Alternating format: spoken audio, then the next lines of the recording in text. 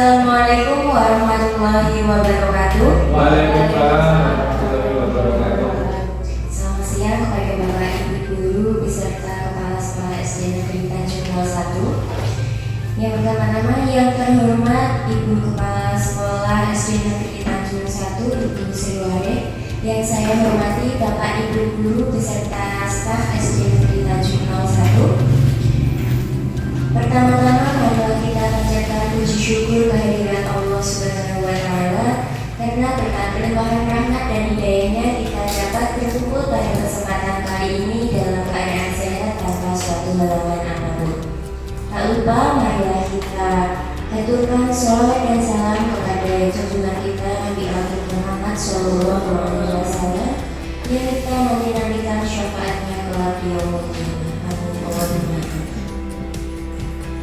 Saya selaku pembawa acara pada kegiatan hari ini akan menyampaikan susunan acara pada kegiatan sharing season dengan tema menyebarkan pemahaman dan penerapan pengalaman budaya positif yang akan disampaikan oleh Ibu Noviasi. Acara yang pertama yaitu pembukaan, acara yang kedua yaitu sambutan dari Kepala Sekolah SD Negeri Tanjung 1, acara yang ketiga yaitu penyampaian materi, acara yang keempat refleksi, dan acara yang kelima yaitu penutup. Mengingat waktu sudah cukup siang, marilah kita mulai acara kita pada hari ini. Yang pertama yaitu acara pembukaan. Marilah kita buka bersama-sama. Bagi yang beragama Muslim kita buka dengan bacaan Al-Fatihah bersama-sama, sedangkan untuk yang berkeyakinan lain dapat menyesuaikan.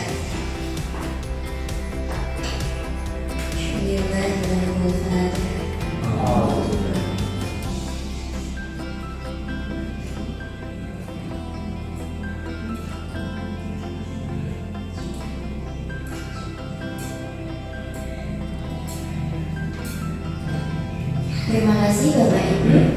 Semoga dengan pembacaan Al-Fatihah tadi dapat melancarkan acara kita pada hari ini. Acara yang kedua yaitu sambutan dari Kepala Sekolah SD Negeri Tanjung 1 kepada beliau Ibu Sriware, dipersilakan.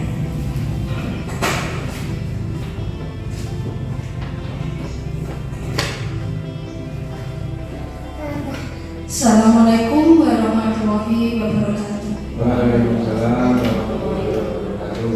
Pada yang terhormat Bapak Ibu Guru SD Tanjung 1 dan terkhusus kepada yang terhormat Ibu Noviasi yang mempunyai kegiatan pada hari ini. Marilah kita bersama-sama memanjatkan puji syukur kepada Tuhan Yang Maha Kuasa karena berkat dan anugerahnya sehingga kita dapat berkumpul dan mengikuti kegiatan pada hari ini. Di sini saya ingin menyampaikan beberapa hal kepada Bapak Ibu Guru semua. Yang pertama, saya secara pribadi dan juga mewakili Bapak Ibu Guru memberikan apresiasi yang sebesar-besarnya kepada Ibu Novi yang telah mengikuti beberapa langkah untuk dapat menjadi calon guru penggerak angkatan 10 tahun 2024. Semoga Bu Novi dapat mengikuti kegiatan PGP dengan baik dari awal hingga nanti dinyatakan lulus menjadi guru penggerak. Dan besar harapan saya sebagai kepala sekolah juga Bapak Ibu Guru terinspirasi dengan apa yang sudah dilakukan Bu Novi sehingga nanti jika ada kesempatan di lain waktu dapat mengikuti jejak dari Bu Novi. Yang kedua, saya juga mengucapkan terima kasih kepada Bapak Ibu Guru semua karena Bapak Ibu Guru semua selalu mendukung apa yang menjadi program dari Bu Novi. Khususnya pada hari ini Bapak Ibu Guru semua menyediakan waktu untuk mengikuti kegiatan diseminasi atau menyebarkan pemahaman dan penerapan pengalaman budaya positif. Kegiatan ini dilakukan untuk memenuhi tugas aksi nyata dari modul 1.4 budaya positif. Untuk kegiatan hari ini kami mohon Bapak Ibu Guru semua mengikuti dengan baik dan semoga apa yang nanti disampaikan oleh Bu Novi itu memberikan pengetahuan pengalaman baru kepada kita semua dan memberikan manfaat yang baik untuk dapat kita terapkan bagi peserta didik yang ada di sekolah yang kita cintai ini. Dan saya berharap dan berdoa semoga kegiatan ini dapat berjalan dari awal hingga akhirnya tanpa halangan suatu apapun. Demikian yang dapat saya sampaikan. Waktu yang selanjutnya akan disampaikan pemaparan tentang penyebaran pemahaman oleh Bu Novi. Demikian yang dapat sampaikan. Wassalamualaikum warahmatullahi wabarakatuh.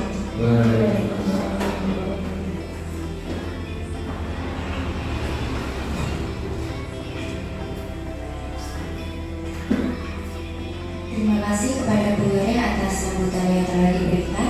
Selanjutnya kita memasuki acara yang ketiga, yaitu penyampaian materi yang akan dibawakan oleh Bu Novi AC. Kepada Bu Novi dipersilakan.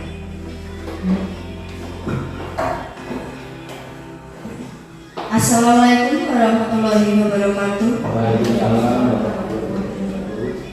Pertama-tama saya ucapkan terima kasih kepada Bapak Ibu semua yang hari ini berkenan untuk mengikuti kegiatan sharing session menyebarkan pemahaman dan penerapan pengalaman budaya positif. Pertama yang terhormat Bu Are selaku Kepala Sekolah SD Negeri Tanjung 1, dan yang terhormat pula rekan-rekan guru SD Negeri Tanjung 1 yang hari ini sudah hadir. Terima kasih. Kita mulai saja karena waktunya sudah semakin siang. Yang akan kita bahas hari ini tentang budaya positif. Dari kata budaya positif itu, kira-kira yang terlintas di benak Bapak Ibu itu apa budaya positif? Monggo. Ada yang punya pendapat? Pak Yoko? Suatu kebiasaan.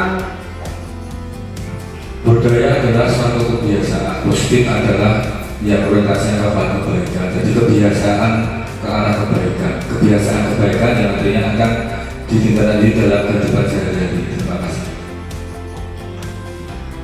Ada yang lainnya Bapak Ibu? Monggo.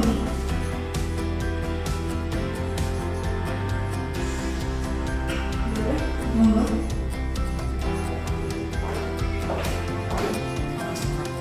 Kalau menurut saya budaya positif itu sebuah kebiasaan yang baik dan yang harus kita kembangkan, terutama pada kebiasaan atau karakter pada anak yang harus dilakukan dalam keseharian. Ada yang lainnya? Bapak Ibu yang lainnya? Apakah ada yang punya pendapat lain? Monggo. Sudah? Cukup belum?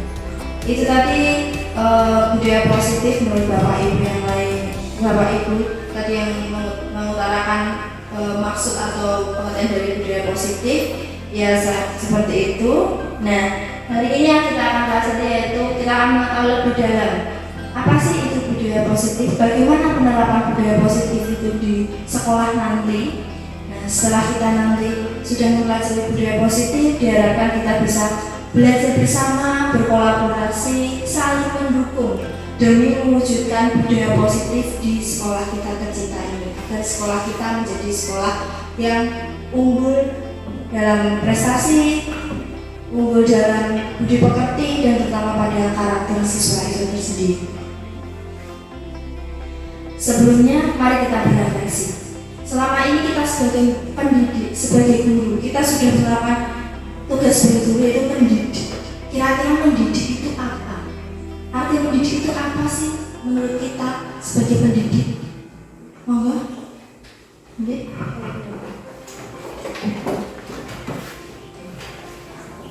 Menurut saya sendiri, mendidik itu artinya membimbing siswa atau mengarahkan siswa ke sesuatu yang lebih baik daripada sebelumnya.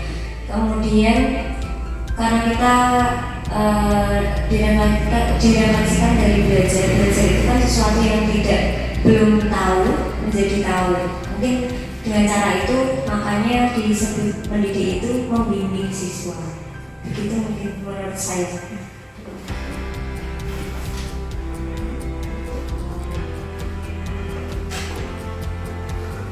Terima kasih kepada Ibu Novi pada siang hari ini.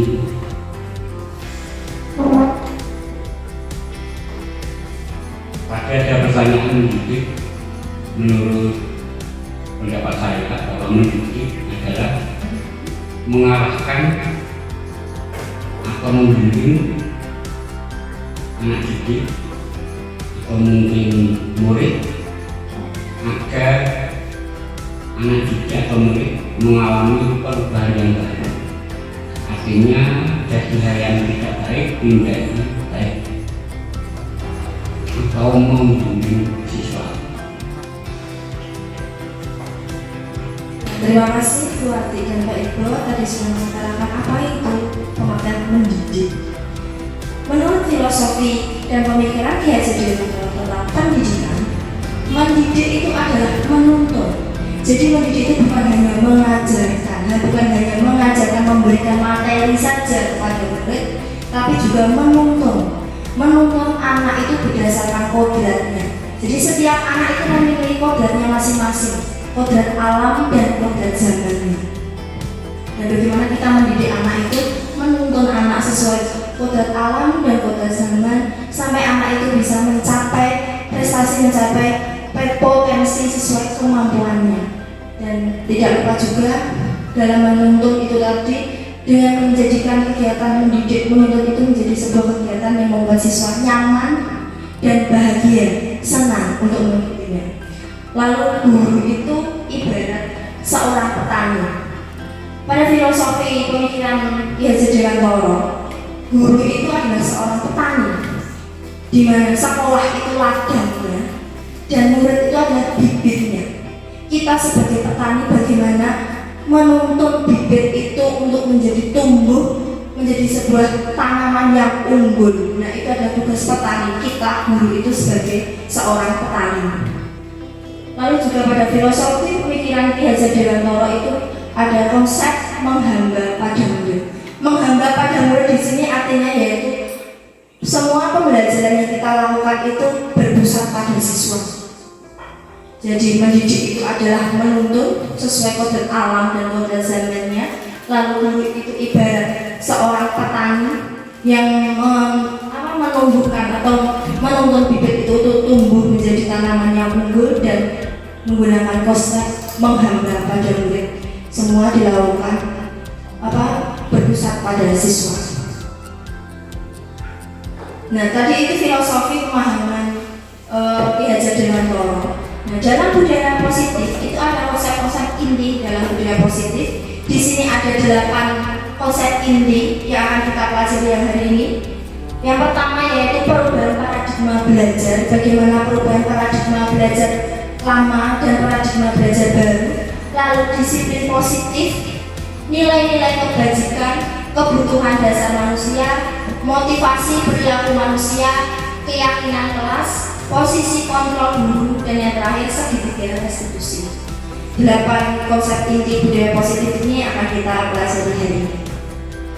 Pembelajaran dengan paradigma baru. Sudah ada perubahan dari paradigma lama menjadi paradigma baru. Nah, menurut Bapak Ibu semuanya, pendidikan pada paradigma lama itu seperti apa? Pembelajaran yang paradigma lama menurut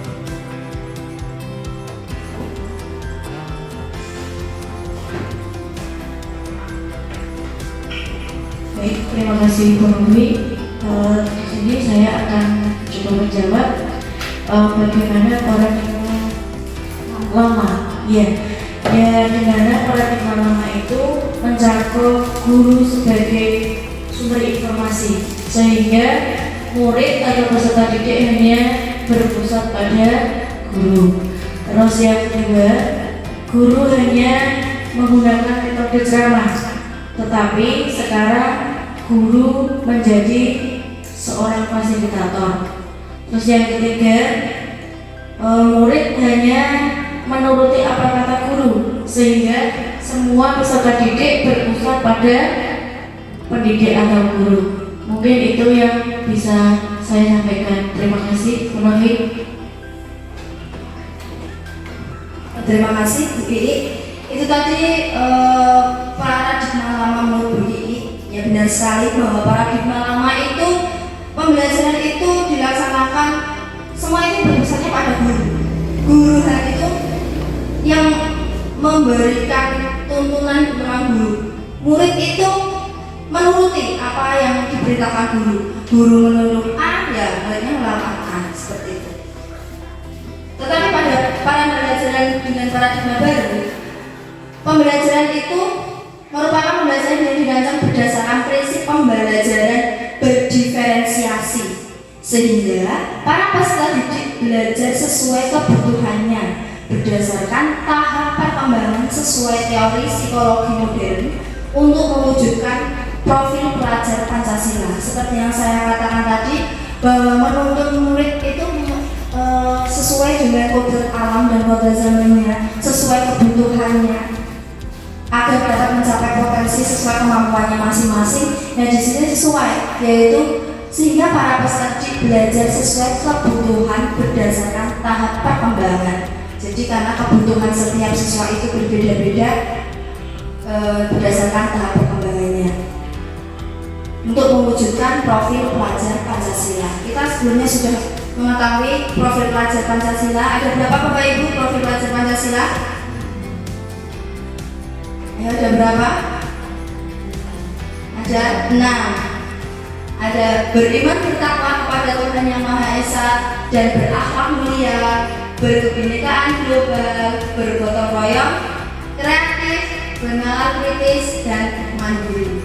Jadi profil pelajar Pancasila yang harapannya kita bisa mencapai.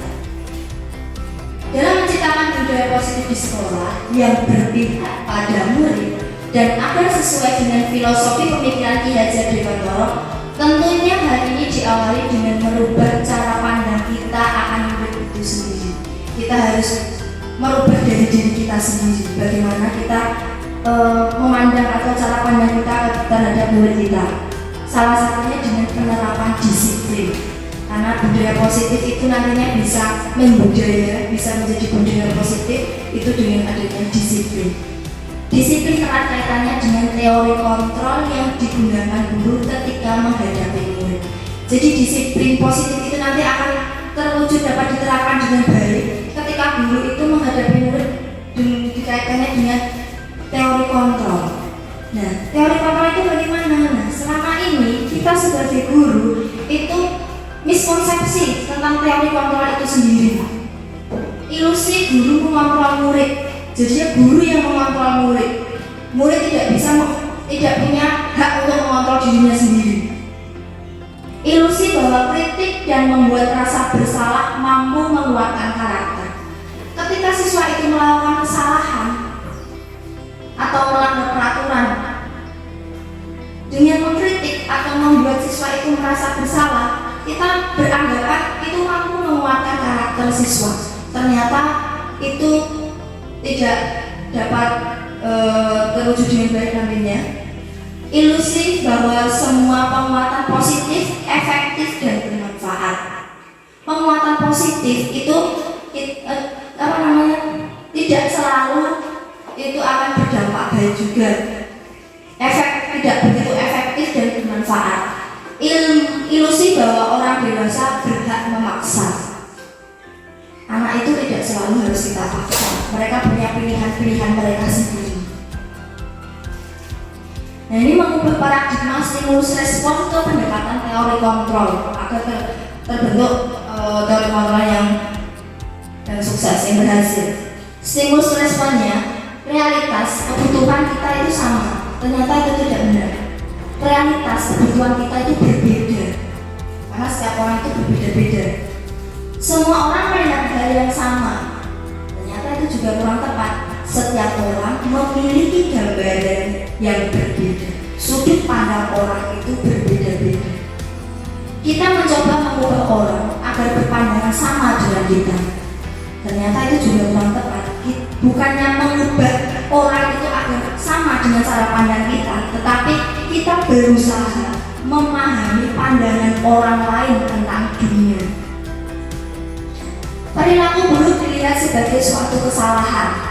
Tidak semua perilaku buruk itu adalah kesalahan. Kita melihat suatu perilaku buruk itu biasanya kita lihat itu sebagai kesalahan, ternyata itu kita yang salah.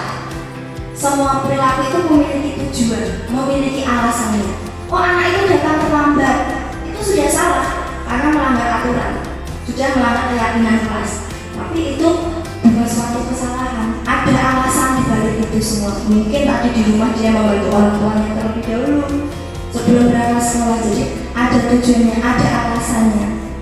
Orang lain bisa mengontrol saya, bukan hanya Anda yang bisa mengontrol diri Anda.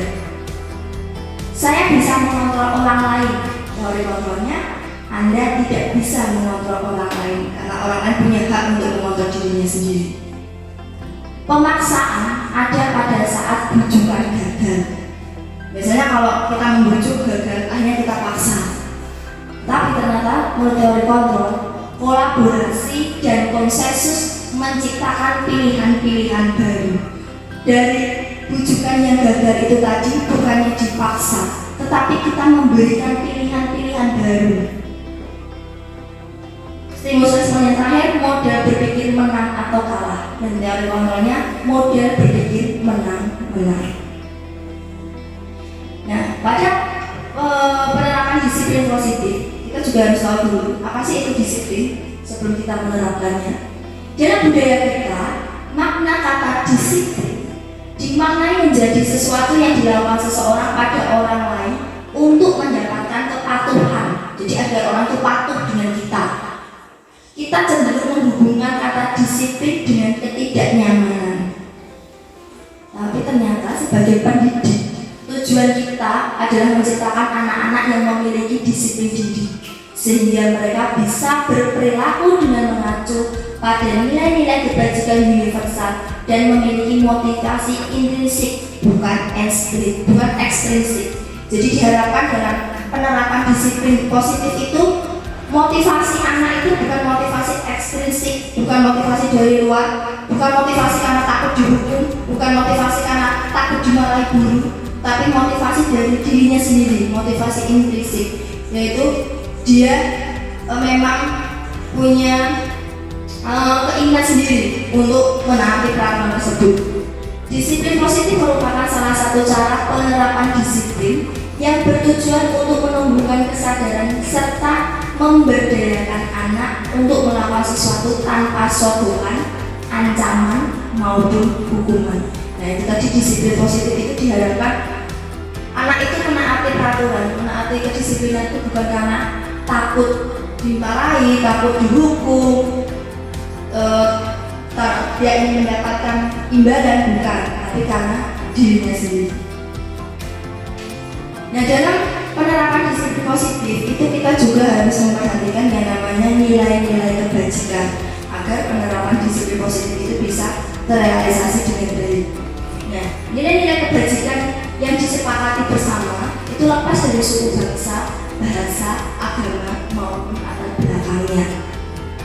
Nilai-nilai kebajikan yang kita harapkan muncul yaitu berdasarkan profil pelajar Pancasila yang tadi sudah dibahas di awal, yaitu beriman dan bertakwa pada Tuhan Yang Maha Esa dan berakhlak mulia, lalu berkebinekaan global, gotong royong, mandiri, kreatif dan berpikir kritis.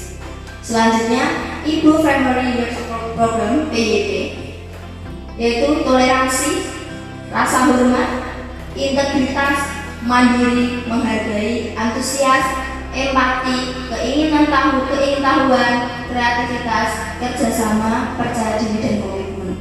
Selanjutnya, keterampilan hidup atau life skill dapat dipercaya, lurus hati, pendengar yang aktif dan memberikan yang terbaik dari dirinya. Itu tadi nilai-nilai kebajikan yang diharapkan muncul setelah ada penerapan disiplin positif.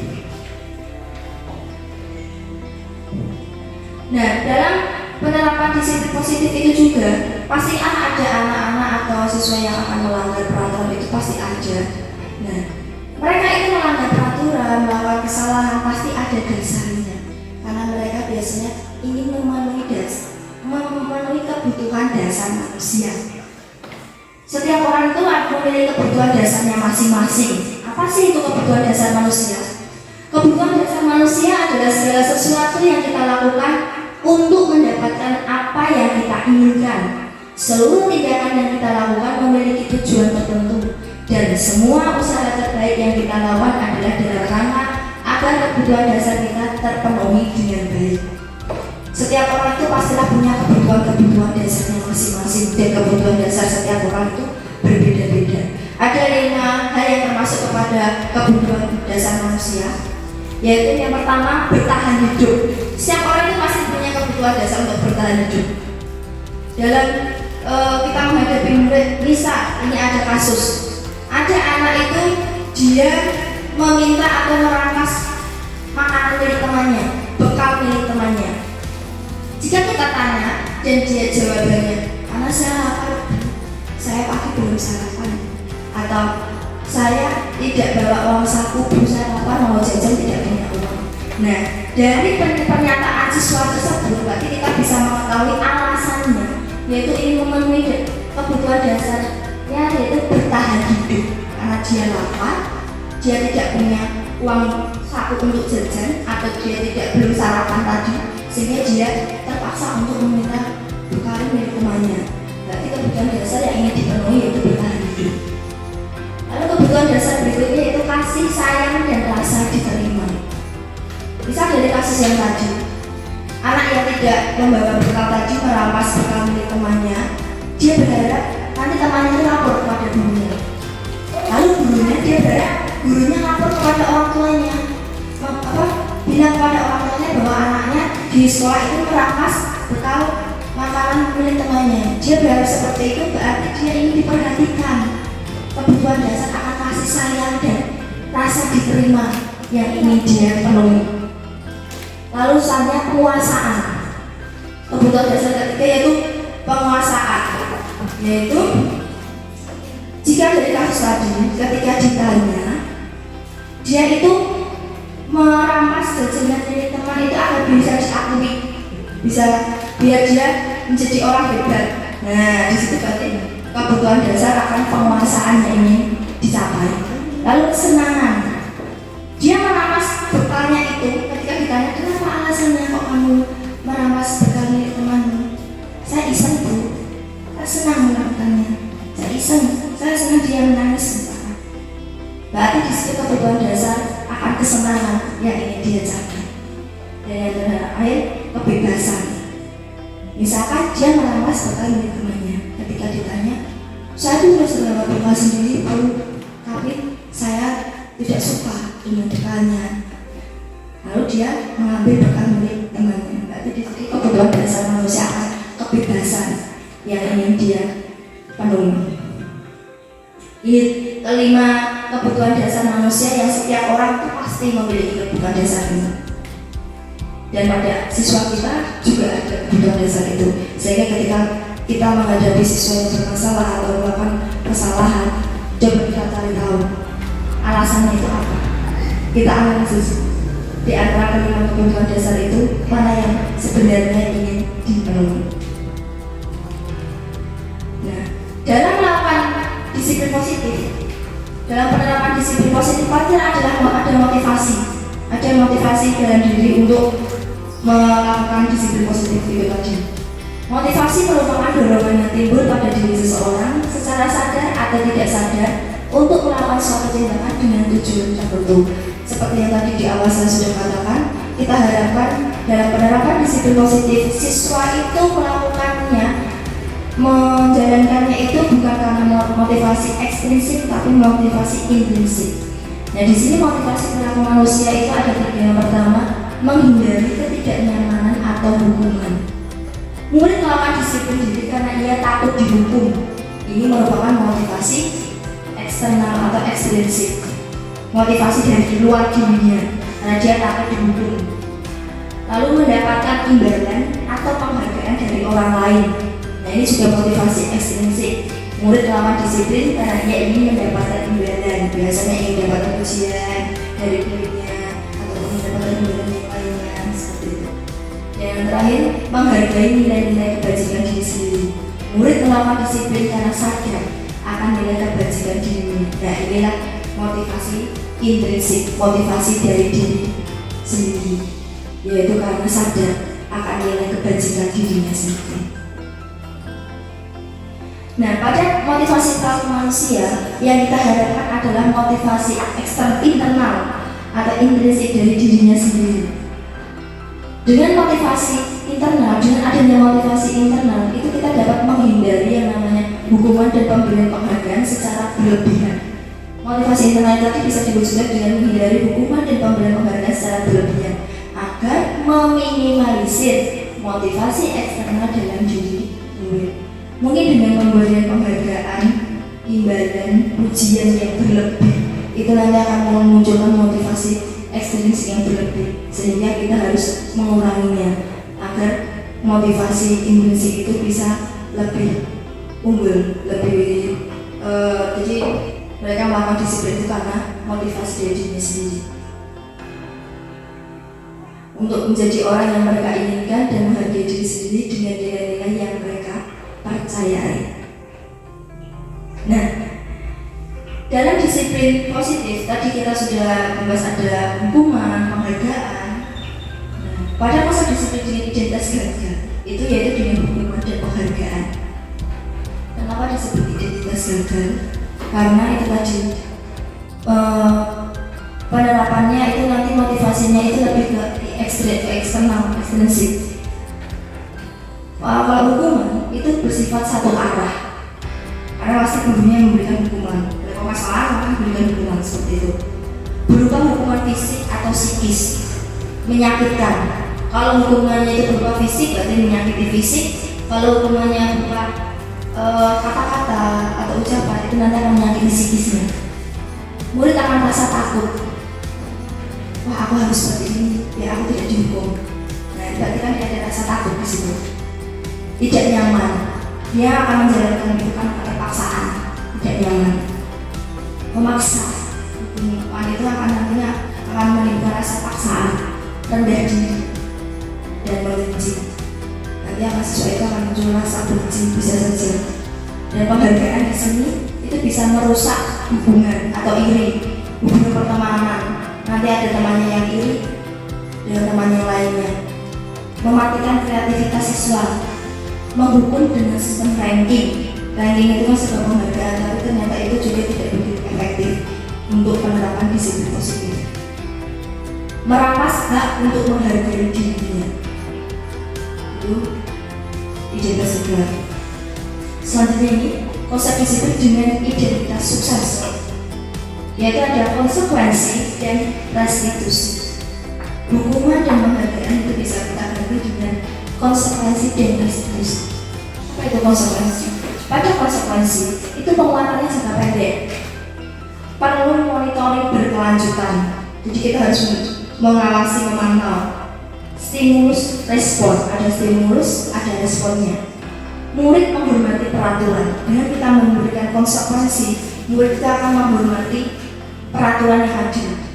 Kehilangan waktu untuk merenungi kesalahan, karena pada konsekuensi, dalam konsekuensi itu siswa akan belajar untuk memperbaiki kesalahannya. Lalu restitusi, murid bertanggung jawab untuk perilakunya, bukan hanya memperbaiki kesalahannya, tapi belajar dari kesalahannya.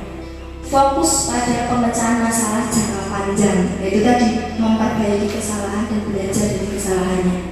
Murid menghormati dirinya dan orang lain. Dengan restitusi, diharapkan murid dapat menghormati dirinya dan orang lain. Teori kontrol, dirinya memegang kontrol atas dirinya sendiri.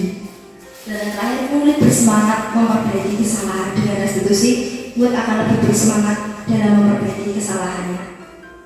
Ini konsep disiplin dengan identitas sukses. Hukuman dan konsekuensi ini kalau dibaca itu hampir sama mungkin ya, tapi ternyata ada perbedaan antara hukuman dan konsekuensi. Apa sih perbedaannya? Hukuman itu sesuatu yang menyakitkan dan harus terjadi. Kalau anak itu melakukan kesalahan, aturannya seperti dia melanggar peraturan, harus dihukum. Membuat anak sakit fisik maupun hati dalam jangka waktu lama. Anak membenci kedisiplinan. Anak jadi benci lagi. Dia akan menghindarinya. Paksaan, karena dia merasa terpaksa, mendorong anak menyakiti diri sendiri. Kalau hukumannya itu dalam bentuk fisik kan berarti menyakiti dirinya sendiri. Konsep diri yang buruk, anak belajar untuk menyembunyikan kesalahan karena dia takut dihukum, takut dimarahi. Akhirnya dia akan menyembunyikan kesalahannya, dan bisa saja dia akan menyalahkan orang lain lewat batu sembunyi tangan karena dia takut dimarahi, dihukum. Marah, rasa bersalah, dipermalukan, merasa tak dihargai. Itu efek dari hukuman. Lalu apa itu konsekuensi? Konsekuensi itu juga sesuatu yang harus terjadi. Ada sebab, ada akibatnya. Kalau kamu melakukan ini, berarti konsekuensinya seperti ini. Begitu. Membuat anak merasa tidak nyaman dalam waktu jangka pendek. Anak menghargai disiplin stimulus kelambakan, mendorong anak agar mudah menyesuaikan diri, konsep diri yang baik, dan anak belajar mematuhi peraturan. Karena pada konsekuensi itu anak akan belajar, anak itu akan memperbaiki kesalahannya. Ya. Ini ada beberapa contoh kasus. Mari kita analisis, itu termasuk hukuman atau konsekuensi. Yang pertama, mencatat 100 kali di dalam buku kalimat, saya tidak akan terlambat lagi karena terlambat bersama. Namun Bapak Ibu, itu termasuk hukuman atau konsekuensi? Hukuman. Lari mengelilingi lapangan basket 2 kali karena terlambat hadir di sekolah. Hukuman. Murid diminta untuk push up 15 kali karena tidak menggunakan masker di sekolah. Hukuman. Menggantikan kertas tugas teman yang telah dicoret-coret. Konsekuensi. Memberikan tumpahan air di meja tulis karena tersenggol saat belajar. Konsekuensi. Lari mengelilingi lapangan basket 2 kali karena terlambat 10 menit untuk pelajaran PJOK. Hukuman atau konsekuensi? Monggo. Konsekuensi atau hukuman? Pak Ibu bilang hukuman. Hukuman. Konsekuensi. Kira-kira hukuman atau konsekuensi Bapak Ibu? Karena itu kan pas pelajaran kecil. Iya, ini konsekuensi karena sinkron dengan mata pelajaran yang akan dilakukan. Lari mengelilingi lapangan basket 2 kali karena terlambat 10 menit untuk pelajaran PJOK. Lari itu kan salah satu materi PJOK. Jadi sesuai dengan materinya, sinkron dengan materinya, materi belajar yang sedang dilakukan. Itu konsekuensi ya Bapak Ibu. Selanjutnya, murid diminta untuk tidak beralas kaki hingga pulang karena pakai sepatu selain warna hitam. Hukuman ya. Itu tadi kita sudah melakukan analisis antara hukuman atau konsekuensi. Bapak Ibu sudah bisa ya membedakan mana hukuman dan konsekuensi? Oke, hukuman, konsekuensi. Nah, selanjutnya kalau tadi kita sudah mengenal hukuman dan konsekuensi, pada penerapan disiplin positif itu ada konsep disiplin yaitu menggunakan pendekatan restitusi. Sebuah cara menanamkan disiplin pada murid. Apa itu restitusi? Restitusi adalah proses menciptakan kondisi bagi murid untuk memperbaiki kesalahan mereka sehingga mereka bisa kembali pada kelompok mereka dengan karakter yang lebih kuat.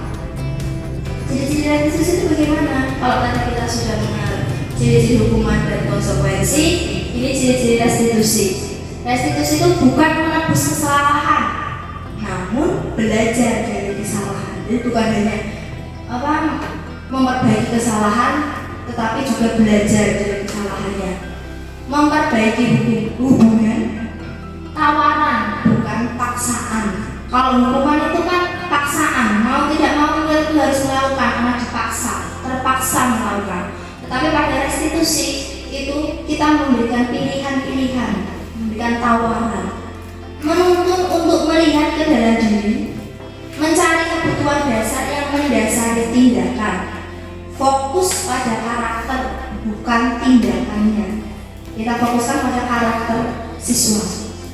menguatkan dan fokus pada solusi. Ini ciri-ciri restitusi. Nah, pada penerapan disiplin positif yang menggunakan penerapan disiplin positif menggunakan pendekatan restitusi ini, sebelumnya kita juga harus melakukan yang namanya keyakinan kelas. Bapak Ibu sudah pernah mendengarkan keyakinan kelas? Istilah keyakinan kelas, sampun? Nah, keyakinan kelas itu merupakan nilai-nilai kebajikan universal yang disepakati secara tersirat dan tersurat, terlepas dari latar belakang suku, negara, bahasa, maupun agama. Dan keyakinan kelas ini nanti dibuat itu berdasarkan kesepakatan bersama, bukan dibuat oleh gurunya saja. Gurunya langsung membuat keyakinan kelas beberapa poin, 1, 2, 3, 4, 5 poin, bukan. Tetapi keyakinan kelas nanti akan dibuat bersama-sama berdasarkan kesepakatan semua anggota kelas. Mengapa keyakinan kelas? Mengapa bukan peraturan kelas saja? Kenapa Pak Yoko? Kenapa keyakinan kelas? Kenapa bukan peraturan?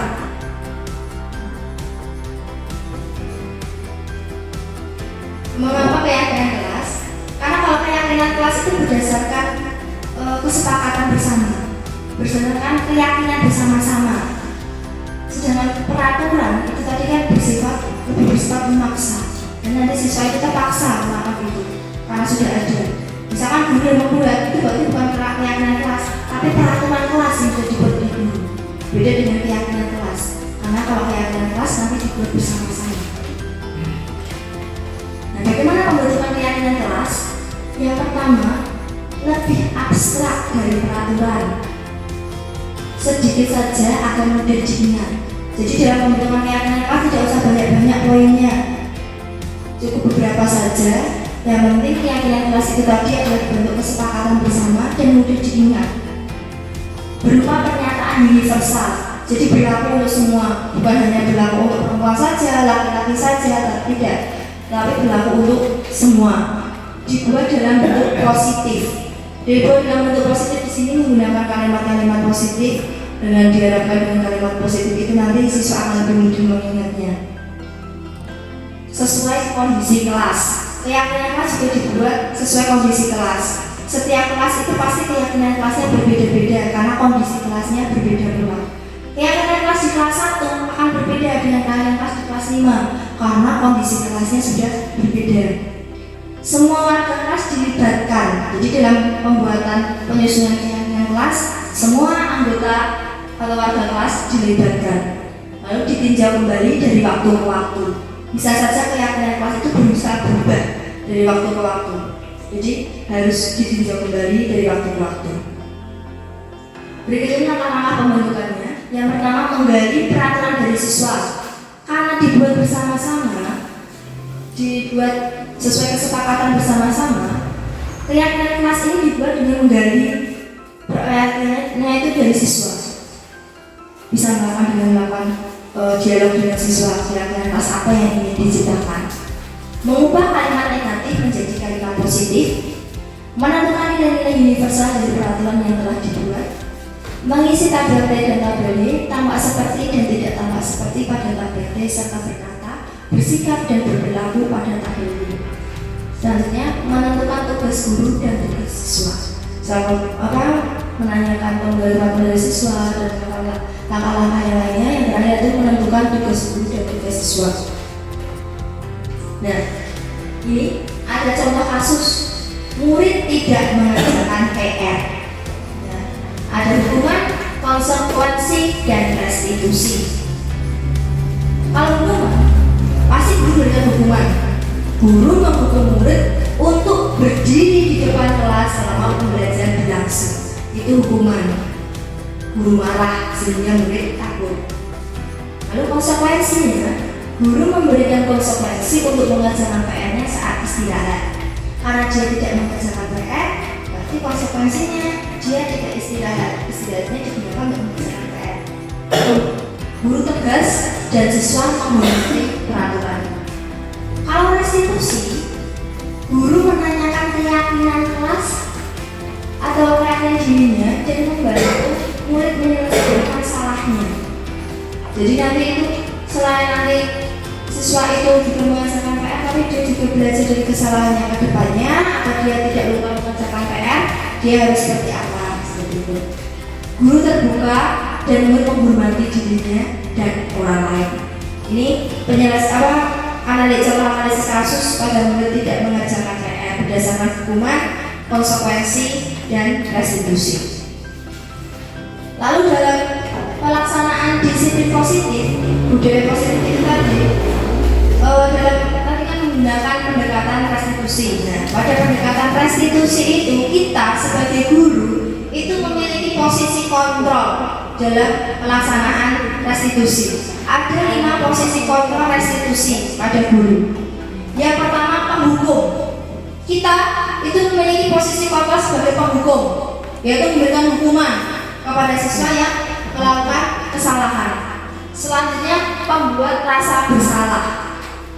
Selain sebagai penghukum, kita itu juga pembuat rasa bersalah. Ketika siswa itu melakukan kesalahan, kita itu akan membuat siswa untuk merasa bersalah akan kesalahannya. Teman, kita sebagai guru itu juga bisa memposisikan diri sebagai teman. Lalu pemantau, kita juga bisa memposisikan diri posisi kontrol sebagai pemantau. Dan yang terakhir, manajer. Kita posisi kontrol sebagai manajer. Dari kelima posisi ini, itu di sini ada contoh penerapan 5 posisi kontrol guru pada kasus siswa tidak memakai atribut lengkap saat upacara bendera. Ini sebenarnya kasus seperti ini sering sekali kita alami ketika hari Senin upacara bendera, karena ada beberapa siswa yang terkadang lupa tidak memakai atribut lengkap. Bagaimana penyelesaiannya? Bagaimana analisisnya berdasarkan 5 posisi kontrol? Posisi kontrol sebagai penghukum, guru akan memberikan hukuman. Hormat pada bendera selama 1 jam, itu hukuman. Siswa terpaksa tentu menyakiti fisik-fisiknya. Membuat merasa bersalah. Berapa kali guru harus memberitahu kamu, guru kecewa sama kamu. Nah, di sini dialog ini sudah menggambarkan membuat siswa itu akan merasa bersalah. Berikutnya yaitu posisi kontrol seperti teman. Ayolah tertib, buat guru bangga. Kali ini tidak apa-apa kamu salah, tapi lain kali jangan seperti itu lagi ya. Nah, pada posisi sebagai teman itu dialognya itu lebih ramah, lebih baik karena memposisikan diri sebagai teman. Pemantau, posisi yang keempat yaitu pemantau. Kamu sudah melanggar. Apa kamu tahu peraturan yang kamu langgar? Konsekuensinya apa? Pada pemantau itu biasanya siswa gurunya itu tanpa ekspresi, datar. Terus manajer, apakah kamu tahu kesalahanmu? Kira-kira bagaimana kamu memperbaiki kesalahanmu? Pada posisi sebagai manajer di sini, guru itu akan menanyakan kesalahannya itu apa. Terus kira-kira untuk memperbaiki kesalahannya itu bagaimana? Dari kelima posisi kontrol ini, menurut Bapak Ibu, posisi kontrol sebagai apa yang paling ideal? Posisi mana yang paling ideal? Dari posisi penghukum, pembuat merasa bersalah, teman, pemantau, manajer. Manajer. Ya, posisi manajer. Posisi manajer adalah posisi kontrol yang paling ideal. Posisi ideal yang ingin dituju setiap pendidik itu adalah posisi sebagai manajer. Guru dapat menerapkan disiplin positif yang berpihak pada murid, yang memerdekakan murid. Tujuan seorang guru yaitu menciptakan murid-murid yang mandiri, merdeka, dan bertanggung jawab. Nah, posisi manajer ini pada segitiga restitusi itu bisa juga kita akan terapkan. Kalau tadi itu disiplin positif dengan pendekatan restitusi tersebut juga ada yang namanya segitiga restitusi. Apa itu segitiga restitusi? yaitu suatu proses dialog yang dijalankan oleh guru agar dapat menghasilkan murid yang mandiri dan bertanggung jawab. Nah, dialog-dialog tadi pada contoh misalnya posisi kontrol tadi itu akan masuk ke dalam segitiga restitusi ini. Dan segitiga restitusi itu ada 3 langkah.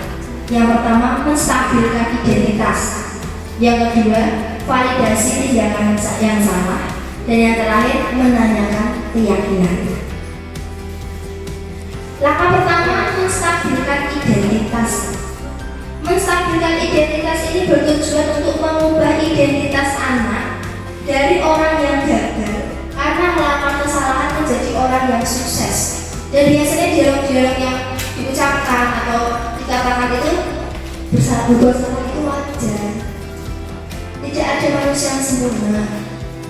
Ibu atau bapak juga pernah melakukan itu. Ibu bapak tidak mencari siapa yang salah, tapi ibu bapak ingin mencari solusi dari masalah ini. Kamu berhak merasa begitu. Ini langkah menstabilkan identitas. Langkah yang selanjutnya, validasi tindakan yang salah. Validasi tindakan yang salah itu bertujuan untuk membantu murid mengenali basic needs atau kebutuhan dasar yang ingin dipenuhinya ketika melakukan kesalahan. Tadi kita sudah membahas kebutuhan dasar manusia, yaitu masuk kepada validasi tindakan yang salah. Kita gunakan untuk memvalidasi tindakan yang salah ini. Dengan kata-kata, kamu pasti punya alasan mengapa melakukan hal itu. Kamu patut bangga karena telah melindungi sesuatu yang penting untuk kamu. Kamu melakukannya karena mempertahankan sesuatu yang penting bagimu. Nah, itu pada validasi tindakan itu menanyakan alasannya itu apa, itu seperti itu. Langkah yang terakhir, menanyakan keyakinan. Menanyakan keyakinan ini bertujuan agar anak melihat kesalahannya dihubungkan dengan norma sosial dan nilai-nilai yang mendasari manusia, berinteraksi dengan orang lain. Kata-katanya yang bisa diucapkan. Apa keyakinan kelas kita? Jadi kita ingatkan keyakinan kelas yang sudah disepakati itu apa? Nilai-nilai apa yang telah disepakati bersama? Seperti apa gambaran sebuah kelas yang ideal untuk kamu? Jadi lebih ke menanyakan keyakinan kelas. Itu tadi 3 langkah segitiga restitusi. Berikut ini saya memiliki contoh penerapan segitiga restitusi. Bisa disaksikan Bapak Ibu.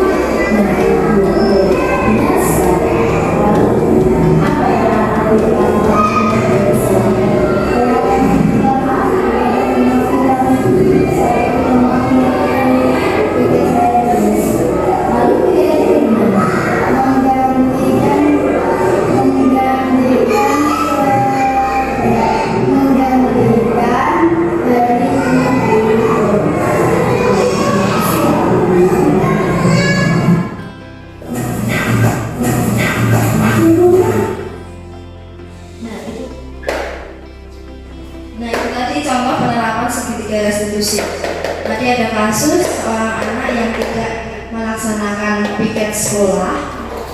Lalu di situ penerapan segitiga restitusinya yaitu menggunakan 3 langkah yang tadi, menstabilkan identitas terlebih dahulu, lalu validasi kesalahan, tindakan yang salah, lalu yang terakhir yaitu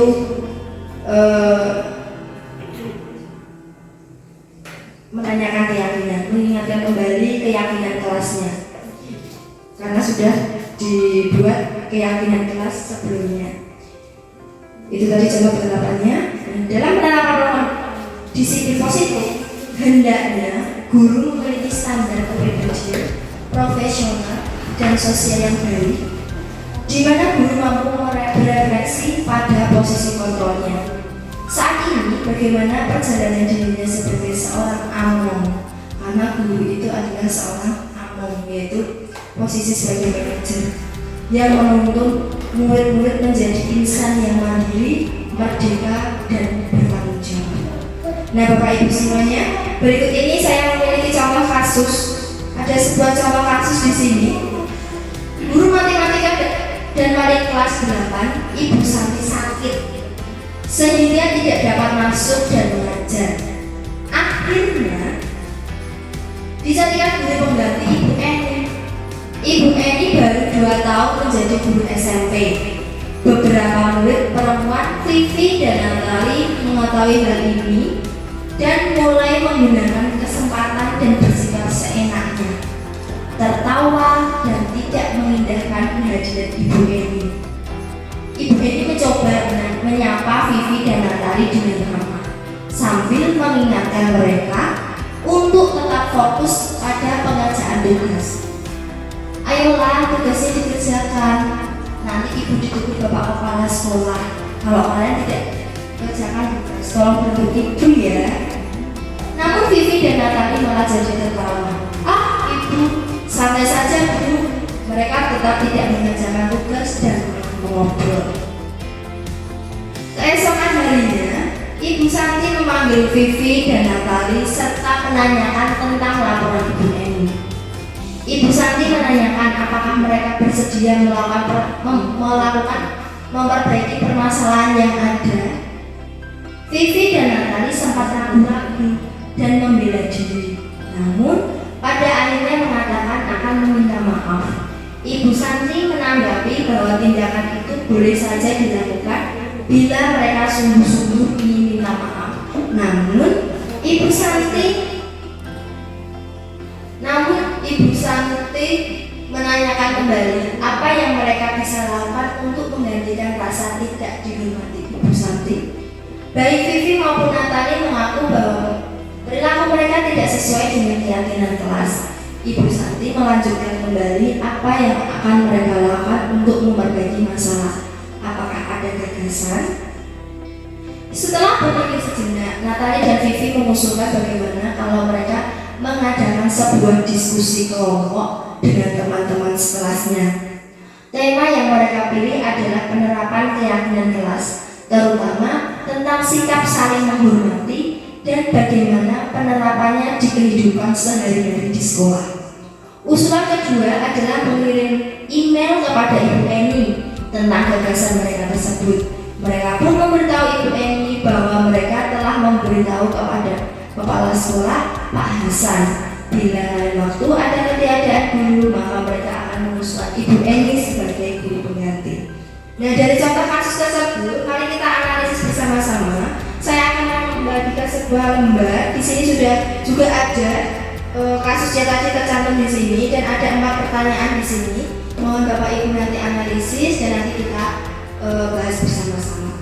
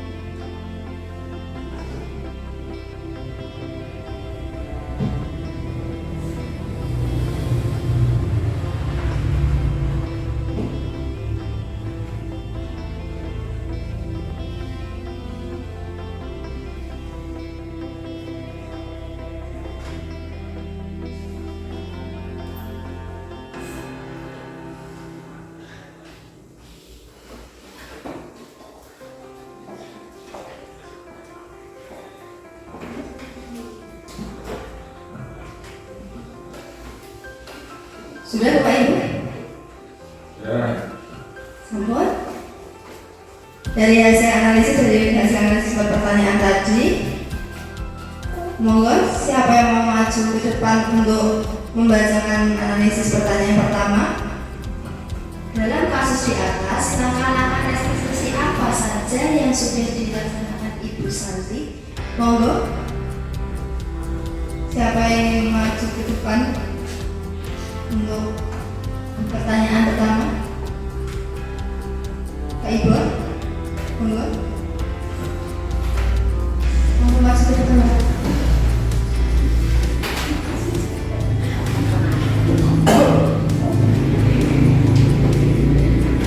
Assalamualaikum warahmatullahi wabarakatuh.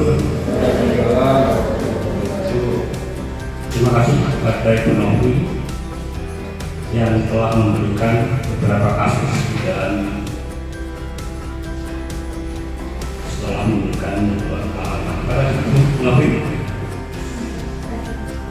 restitusi ya. Ini pertanyaan yang pertama dalam kasus dasar langkah-langkah apa saja yang sudah dijalankan oleh kami. Saya kira ada beberapa langkah yang sudah dilakukan oleh Ibu Santi. Yang pertama adalah sudah menanyakan bahwa kelasnya sudah mengajukan pertanyaan daripada apa yang akan dilakukan oleh Vivi dan Natali untuk memperbaiki masalah terutama dari Bu Eni. Kemudian yang kedua, ini yang sesuai dengan restitusi atau langkah restitusi, yaitu memanggil Vivi dan Natali untuk menanyakan tentang laporan Ibu Eni. Mungkin itu langkah-langkah restitusi yang sudah dijalankan oleh Ibu Santi. Terima kasih. Assalamualaikum warahmatullahi wabarakatuh. Terima kasih Pak Ibu. Itu tadi hasil analisis dari Pak Ibu. Itu ada 3 langkah: menstabilkan identitas, validasi tindakan yang salah, menanyakan keyakinan. Pada menstabilkan identitas, Ibu Santi memanggil Vivi dan Natali setelah menanyakan tentang laporan Ibu Eni. Validasi tindakan yang salah, Ibu Santi menanyakan apakah mereka bersedia melakukan memperbaiki permasalahan yang ada. Ibu Santi menanyakan kembali apa yang mereka bisa lakukan kepada Ibu Eni untuk menggantikan rasa tidak dihormati. Dan yang terakhir yaitu menanyakan keyakinan. Ibu Santi menanyakan keyakinan kelas dengan melanjutkan pertanyaan apa yang akan Vivi dan Natali lakukan untuk memperbaiki kesalahannya. Terima kasih Pak Ibu. Monggo. Dan sebelum lanjut ke pertanyaan berikutnya, Bapak Ibu, kita eksperimen sebentar. Coba Bapak Ibu berdiri. Kita eksperimen sebentar. Ikuti gerakan saya. Ketika saya mengatakan Marina, Marina, Menari Di atas menara. Lalu Marino. Marina. tak ulangi ya Bapak Ibu. Menara. Marina menari di atas menara. Marino di atas menara. Marina menari di atas menara. Marino di atas menari menara. Baik-baik, kita kasih supaya Marinanya mana, Bu? Karena bela-bela. Lanjut ke pertanyaan yang kedua. Menurut Anda, apakah restitusi yang diusulkan Vivi dan Natali sudah sesuai dengan pelanggaran yang telah dibuat? Apakah langkah-langkah restitusi yang telah diusulkan mereka? Monggo siapa yang mau maju ke depan? membacakan analisis pertanyaan kedua. Ya, Bika, silakan. Assalamualaikum warahmatullahi wabarakatuh. Terima kasih waktu dan tempatnya Bu Novi. Kali ini saya akan membacakan dan menjawab pertanyaan nomor 2. Menurut Anda, apakah restitusi yang diusulkan Vivi dan Natali sudah sesuai dengan pelanggaran yang telah dibuat? Apakah langkah-langkah restitusi yang telah diusulkan mereka? Menurut ini jawaban saya, ya. Restitusi yang diusulkan Vivi dan Natali sudah sesuai. Langkah-langkahnya sendiri yaitu langkah-langkah restitusi yang diusulkan Vivi dan Natali adalah: yang pertama, mengadakan diskusi kelompok dengan teman sekelas tentang penerapan keyakinan kelas untuk bersikap saling menghormati dalam kehidupan sehari-hari di sekolah. Selanjutnya yang kedua, mereka mengirim email dan mengusulkan Ibu Eni sebagai guru pengganti bila lain waktu ada ketiadaan guru. Terima kasih. Demikian jawaban dari saya. Wassalamualaikum warahmatullahi wabarakatuh. Terima kasih Bika. Tadi menurut Bika itu sudah sesuai dengan langkah-langkahnya tadi melakukan atau mengadakan diskusi kelompok dengan teman-teman sekelasnya dan mengirimkan email kepada Ibu Eni. Selanjutnya, pertanyaan ketiga. Dalam kasus di atas, posisi apakah yang telah diambil oleh Ibu Eni dalam menangani Vivi dan Natali? Jelaskan jawaban Anda. Monggo. Bapak ya Pak? Monggo. Mencoba ya Bu ya. Kita belajar bersama-sama di sini Pak. Coba menjawab. Terima kasih teman-teman. Nanti seandainya ada jawaban saya yang tidak sesuai, mohon untuk teman-teman menginformasikan. Pertanyaannya, dalam kasus di atas, posisi apakah yang telah diambil oleh Ibu Eni dalam menangani Vivi dan Natalia?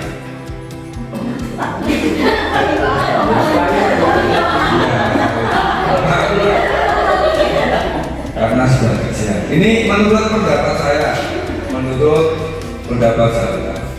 ini Bu Eni ini sudah memposisikan dirinya sebagai teman. Karena apa? Karena pada posisi Bu Eni ini tidak menyakiti teman. Berarti kalau sudah tidak menyakiti teman, itu dianggap sebagai teman yang baik. Namun tetap berupaya mengontrol murid melalui persuasi. Kemudian kita tekankan dan kita keyakinannya itu ini ada suatu yang meyakinkan. Tindakan Bu Eni itu adalah dengan kalimat ini: ayolah tugasnya dikerjakan, nanti ibu ditegur bapak kepala sekolah. Kalau kalian tidak mengerjakan tugas, nanti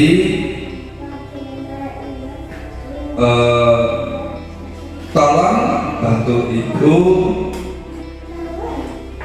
untuk mengerjakan. Jadi ini kalau nanti guru tidak mengerjakan tugas dalam menentu tadi, itu akan ditegur oleh kepala sekolah. Makanya mengharapkan untuk murid untuk mengerjakan tugas. Demikian dari saya. Terima kasih Bu. Terima kasih Pak Yoko. Ya belum Pak Yoko tadi. Posisi kata yang dilakukan oleh Bu Eni itu yaitu sebagai teman, yaitu ditujukan pada kalimat ayolah tugasnya dikerjakan, nanti ibu ditegur bapak kepala sekolah kalau kalian tidak mengerjakan tugas. Tolong bantu ibu ya.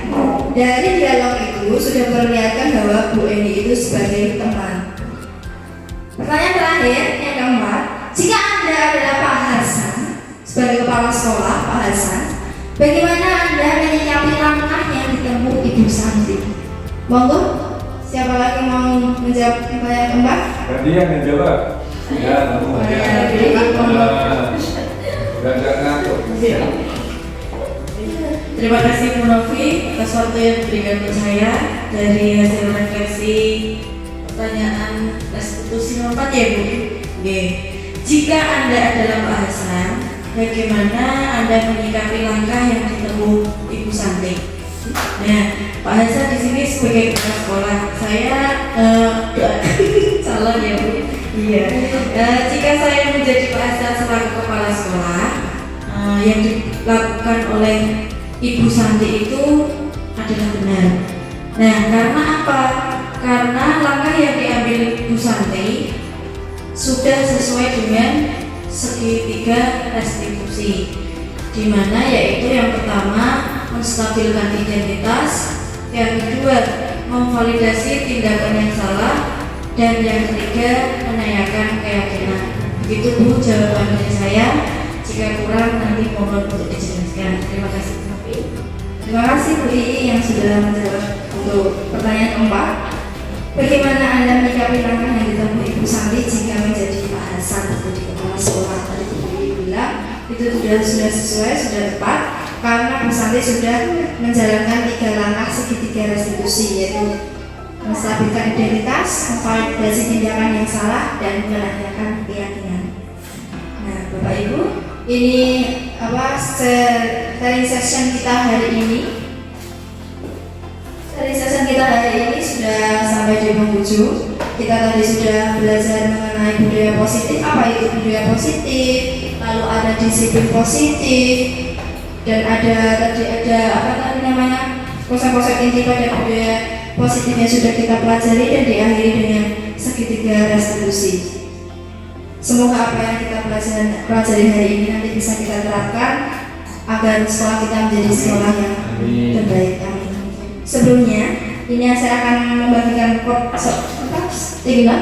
nanti saya akan mohon Bapak Ibu menuliskan di sini, kita refleksikan kegiatan kita hari ini. Bagaimana perasaan Bapak Ibu hari ini setelah mengikuti kegiatan ini? Nanti maju ke depan untuk menempelkan dan dibacakan tulisan Bapak Ibu semuanya.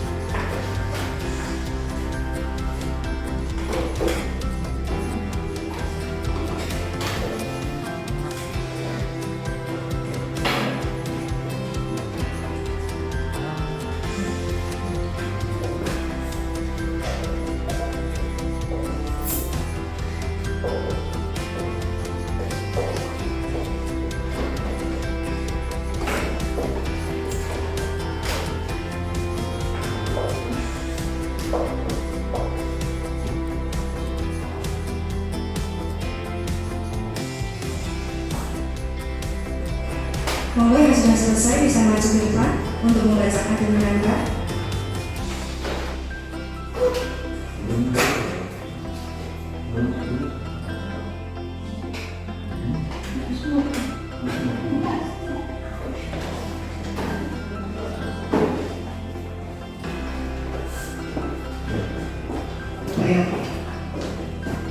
Terima kasih. Dalam kegiatan di siang hari ini, jujur saya merasa sangat senang yang saya dapat.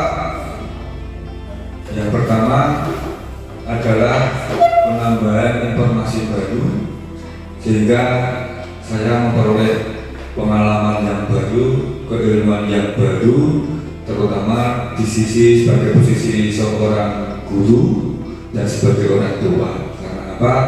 Pengalaman nanti insya Allah akan saya terapkan di dalam kehidupan sekolah sebagai guru dan di rumah sebagai orang tua. Karena manapun saya juga punya anak, punya ini sama bahwa ilmu ini juga diterapkan di sekolah dan diterapkan di rumah. Kemudian yang kedua, ini sangat menyentuh dan hati saya, ini sebagai refleksi diri.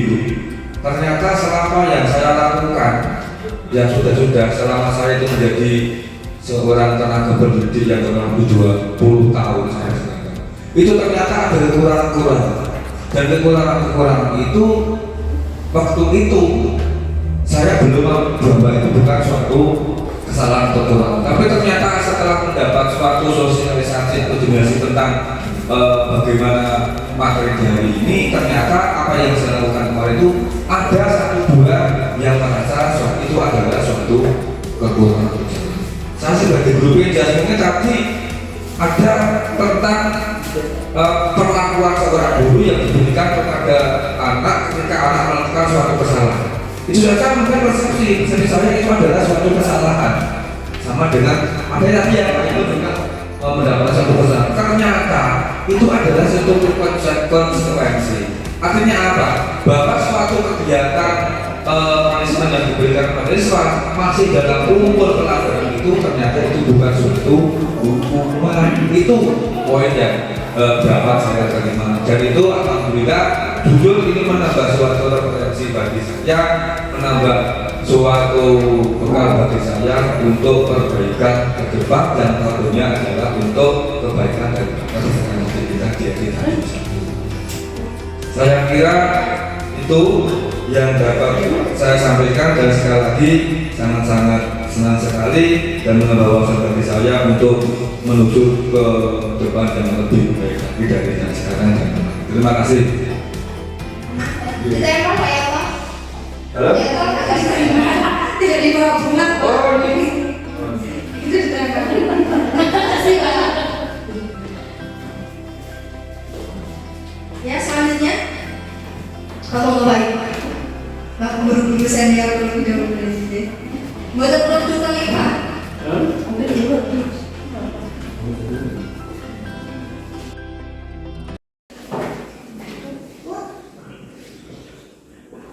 Berdiri yang kedua. Assalamualaikum warahmatullahi wabarakatuh. Waalaikumsalam. Terima kasih sekali kepada Ibu Novi selaku calon guru tunggal. Mudah-mudahan calon guru tunggal nanti menjadi guru tunggal yang baru menyusul nanti Ibu Pak. Setelah saya mengikuti acara pada siang hari ini, perasaan saya itu jane mau pokoknya tidak melu pada mulai awan-awan, tetapi ternyata ini jujur seperti yang disampaikan Pak Dr. tadi, saya sangat senang sekali. Artinya seperti saya bukan senior guru, artinya guru yang sudah lama, sudah 34 tahun di sini. Jadi artinya secara bertemu dengan murid ini dibandingkan dengan teman-teman, mungkin saya lebih banyak murid yang saya temui selama ini, karena saya juga produk lama, Bukan untuk gagal. bukan produk gagal. Artinya murid-murid saya banyak yang menjadi kurang, artinya banyak orang yang terampil. Tetapi ternyata setelah menerima materi dari Ibu Novi selaku guru calon guru ya, ini apa yang saya lakukan itu menurut saya sesuai, tetapi ternyata jauh berbeda Contohnya seperti ini. Saya itu kalau ada anak yang berbuat salah selalu mengatakan kepada anak tersebut, "Iki ya bener, iki salah ya, iki salah no." Ternyata membaca seperti itu, setelah menerima dari Bruno, ini jelas ini akan secara langsung itu mematikan, maka akhirnya bakat seorang anak ini akan langsung apapun down atau mematikan kreativitas. Setelah saya pikir begitu, padahal menurut saya itu nak sekolah berarti aku wah paling pintar. Ternyata setelah mulai dari bulan itu ternyata jauh berbeda. Jadi artinya setelah saya mengikuti apa yang saya mulai dulu tapi ada namanya restitusi ketiga itu jauh berbeda sekali. Dan mudah-mudahan setelah mengikuti materi pembelajaran dari Bu Novi, kita bersama-sama merubah sikap atau pola mengajar kita yang dulu tertuju pada guru. Jadi kalau di depan kelas ini seakan-akan guru sebagai dewa yang paling benar, padahal tidak. Di dalam materi ini antara guru dan murid ini tidak ada pembeda itu ya, bersama-sama supaya kreativitas atau keterampilan anak itu bisa berkembang dengan sendiri. Itu Bu, mudah-mudahan apa yang disampaikan oleh Bu Novi selaku kawan guru penggerak dapat bermanfaat kita semua dan akhirnya membawa anak didik terutama SD yang satu ini bisa lebih baik lagi dan lebih berkembang untuk menghadapi masa depan tantangan yang lebih maju. Akhiri, wassalamualaikum warahmatullahi wabarakatuh. Terima kasih Pak Ibu. Selanjutnya, monggo yang ingin maju ke depan menambahkan pihaknya lagi.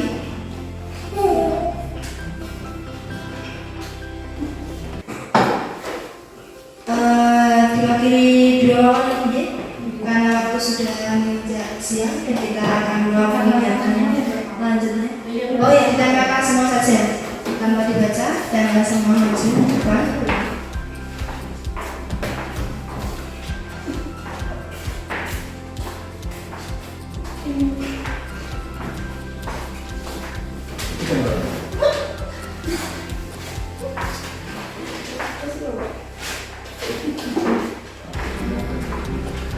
Ya, terima kasih Bapak Ibu semuanya karena hari ini sudah bersedia untuk mengikuti sharing session yang saya lakukan kayak dan hari ini. Semoga apa yang sudah saya sampaikan tadi bisa bermanfaat bagi kita semua untuk kemajuan sekolah kita tercinta.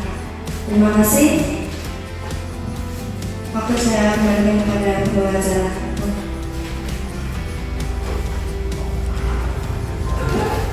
Demikian tadi penyampaian materi dan juga kegiatan refleksi yang telah dilakukan oleh Bu Novi. Semoga dari materi yang disampaikan nantinya dapat kita terapkan dan bermanfaat bagi kita semua. Acara yang selanjutnya yaitu penutup. Sebelumnya saya selaku pembawa acara pada kegiatan hari ini memohon maaf apabila terdapat tutur kata yang kurang berkenan kepada Bapak Ibu sekalian. Saya mohon maaf yang sebesar-besarnya. Untuk menutup acara kegiatan pada hari ini, marilah kita tutup dengan ucapan hamdalah bersama-sama. Alhamdulillah. Sekian lagi saya akhiri. Wabillahi taufiq wal hidayah. Wassalamualaikum warahmatullahi wabarakatuh. Waalaikumsalam.